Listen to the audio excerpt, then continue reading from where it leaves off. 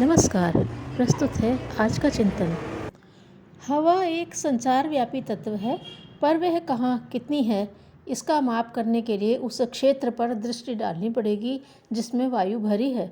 इसी प्रकार जलाशयों में, समुद्र सरिताओं में असीम जल भरा पड़ा है, पर किस व्यक्ति के अधिकार में कितना जल है, इसका अनुमान उसके बर्तन या क्षेत्र को देखकर लगाना पड़ेगा। अग्नि का तेजस सर्वत्र विद्यमान है, पर उसकी प्रचंडता का अनुमान इस बात पर निर्भर है कि उसे कितनी मात्रा में और किस स्तर पर ईंधन मिला। परमात्मा चेतन सत्ता का एक ब्रह्मांड व्यापी विस्तार है, पर वह आत्माओं में उतना ही अवतरित होता है जितनी की उसकी क्षमता है। किसी के पास वह बहुत अल्प होता है तो किसी के पास अति प्रचुर। इसका कारण उसकी धारण क्षमता पर निर्भर है। जिस कोठे में ठसाठस काठ कबाड़ भरा हुआ है, उसमें किसी भले मानुष के ठहरने की व्यवस्था नहीं की जा सकती। कीचड़ भरी नाली में स्वच्छ जल का प्रवाह किस प्रकार बहाया जा सकता है, परमात्मा के संबंध में भी यही बात है। इसमें केवल एक बात देखनी होती है कि धारण करने की उसमें कितनी क्षमता है। हाथी जितना वजन लाद कर चल सकता है, उतना गधा नहीं। दुर्व्यसनी भिखारी को उपेक्षापूर्वक कुछ देकर भगा दिया जाता है, किंतु संबंधियों में जमाता अथवा लोकसेवी प्रामाणिक व्यक्तियों को सामर्थ्य भर अधिकाधिक देने का प्रयत्न सम्मानपूर्वक किया जाता है। भगवान भी इन्हीं नीति नियमों का पालन करते हैं और अपनी अनंत सामर्थ्य में से अपनी संतानों में से प्रत्येक को उतना ही हस्तांतरित करते हैं जितनी की उनकी योग्यता है। छोटे बच्चे को चॉकलेट खरीदने के लिए 1 रुपया भर मिलता है, पर वह जब बड़ा हो जाता है तो उसकी योग्यता और व्यवसाय की उपयुक्तता देखकर कोई बड़ी योजना कार्यान्वित करने के लिए संचित पूंजी का बड़े से बड़ा अंश पिता उस युवक को हस्तांतरित कर देता है। छोटा बच्चा 10 रुपये मांगता है तो उसके सदुपयोग पर अविश्वास करते हुए अभिभावक स्पष्ट इनकार कर देते हैं, किंतु बड़े होने पर इंजीनियरिंग कॉलेज की पढ़ाई पर कई हजार रुपया मासिक भी प्रसन्नतापूर्वक खर्च करते हैं। भगवान भी यही करते हैं। परमात्मा की सामर्थ्य का इतना विस्तार है कि उसकी एक एक कलाकृति देखकर आश्चर्यचकित रह जाना पड़ता है। बीज में से पेड़ खड़ा कर देना एक आश्चर्य है। आसमान में चांद सितारे जिस प्रकार अधर में लटक रहे हैं, सूरज जिस प्रकार असीम ऊर्जा वितरित करता है, जलाशयों के प्राणी जिस प्रकार उस कैद खाने में प्रसन्न रहते हैं और कलोल करते हैं, वह देखते ही बनता है। आकाश में उड़ता पक्षी और बिना इंद्रियों वाले केंचुए जिस प्रकार अपनी निर्वाह सुविधाएं उपलब्ध कर लेते हैं, यह कुछ कम आश्चर्य की बात नहीं है। आसमान से बरसने वाला मूसलाधार पानी किसी विचारशील को प्रपंचों में डाल देने और सर्वसत्तावान की गरिमा का अनुमान लगाने में कुछ कठिनाई नहीं होती। मनुष्य को अन्य प्राणियों की तरह पेट की भूख और जननेंद्रिय की तृप्ति करने के लिए सामान्य बुद्धि और शरीर संरचना प्रदान की है। यह बच्चों को झुनझुने, पतंग या गुब्बारे बांटने की तरह है। यह प्राणी की न्यूनतम और अनिवार्य आवश्यकता है।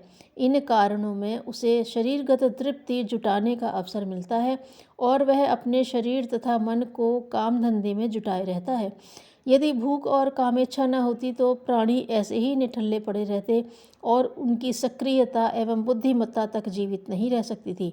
जीवनधारी को हलचल भरा जीवन यापन करने के लिए यह 2 तकाजे गल्हे से इसी प्रकार बांध दिए गए हैं जिससे वह निठल्ला होकर अपनी सत्ता को पिछड़ेपन के गर्त में न धकेल दे।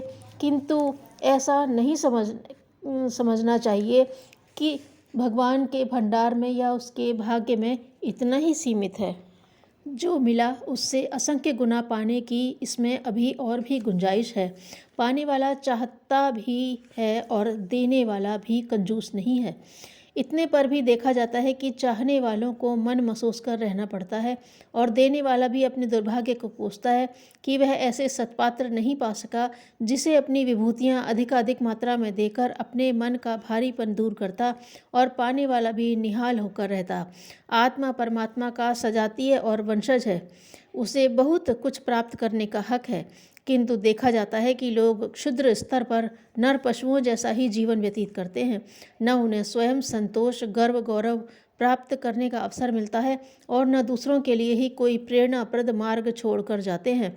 घर में मकड़ी, छिपकली, मक्खी, मच्छर जैसे प्राणी भी रहते हैं, जिंदगी भी काट लेते हैं, पर उनकी ओर कोई दृष्टि उठाकर भी नहीं देखता और न उनकी उपस्थिति से कोई लाभ या यश देखता है।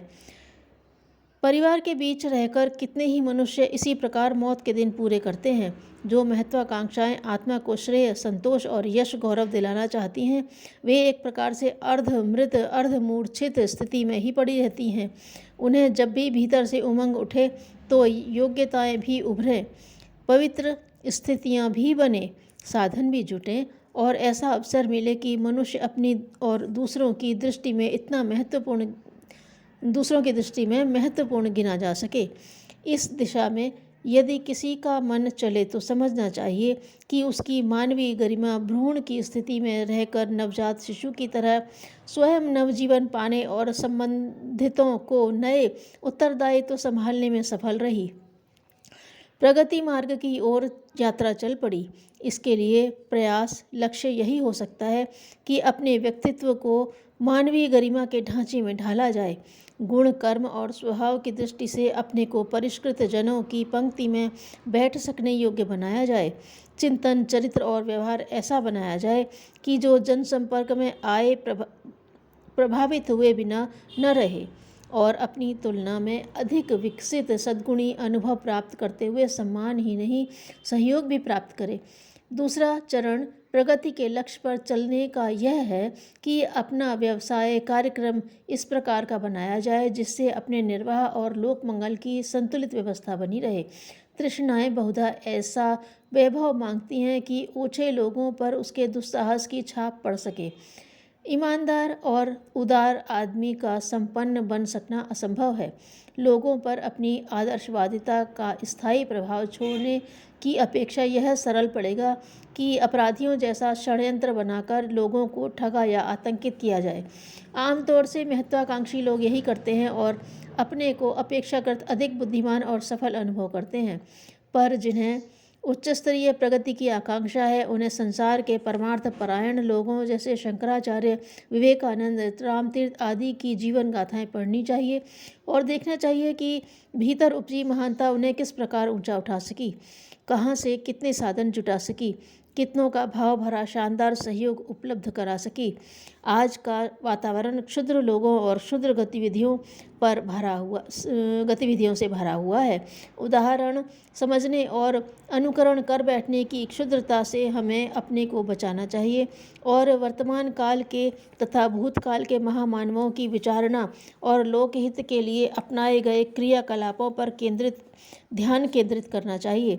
आदर्शों पर, आदर्शवादियों पर अपनी श्रद्धा केंद्रीभूत करना, उनके पदचिन्हों पर सामयिक परिस्थितियों के अनुरूप अपनी कार्यशैली निर्धारित करना, उस निर्धारण पर सुदृढ़ रहना ऐसा बड़ा काम है जो किसी के भी जीवन को धन्य बना सकता है, भले ही वह थोड़ी ही अवधि के लिए किया गया हो।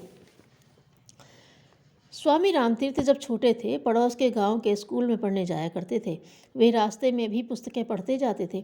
एक दिन एक किसान ने कहा, बेटा, यहाँ खेतों में कोई स्कूल थोड़े ही है जो यहाँ भी पढ़ते हो। रामतीर्थ ने उत्तर दिया, काका जी, मेरे लिए तो सारी दुनिया ही स्कूल है। संग्रह करने और बढ़ाने योग्य संपदा धन नहीं, ज्ञान है। धन्यवाद।